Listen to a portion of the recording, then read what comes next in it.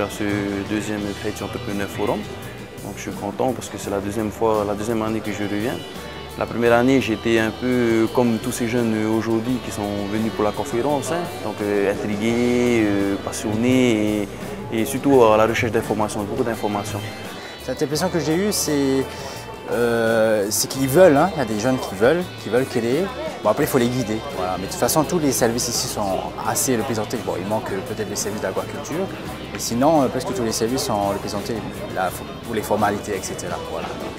Donc une personne au forum avait besoin de notre aide, il s'est retrouvé devant des papiers administratifs qu'il ne comprenait pas. Donc je me suis proposé justement de l'aider parce que d'une part, c'est des personnes qui ont besoin d'aide, besoin d'assistance parce qu'ils ne comprennent pas forcément bien les démarches administratives. C'est normal que c'est juste le retour des choses de pouvoir aider son prochain. Bon, j'espère leur avoir donné les informations qu'ils avaient envie d'avoir. Mais bon, je pense que là, avec le nombre de personnes que j'ai vues par rapport à l'année dernière, je trouve que pour les jeunes maintenant d'aujourd'hui, ils ont envie quand même de faire quelque chose pour leur pays, pour la Polynésie et surtout, pourquoi pas, de devenir chef d'entreprise.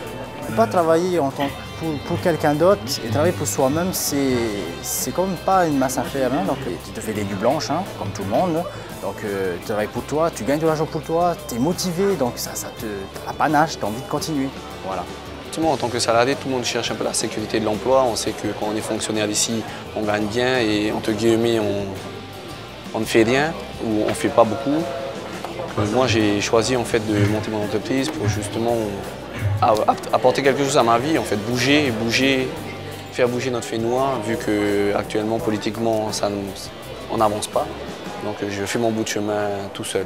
C'était important d'être chef d'entreprise, surtout au Fénois, parce qu'il faut savoir que en temps de crise, aujourd'hui, on sait qu'avec les politiques qu'il y a aujourd'hui, les problèmes politiques que nous avons, notre économie ne va pas bien, on va dire. Hein.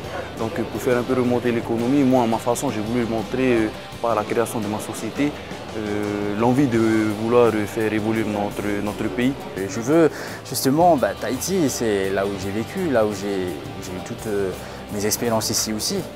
Voilà, donc je veux faire évoluer aussi l'économie de la Polynésie française. Si on est 1000, 2000, hein, surtout qu'on sait qu'il y a 4000 qui sortent de l'école à la recherche d'emploi, donc pourquoi pas sur les 4000, une bonne moitié qui se lance dans la création d'entreprises et faire évoluer notre pays comme ça. Il ne faut pas subir. C'est la chose surtout qu'il ne faut pas faire, il ne faut pas subir.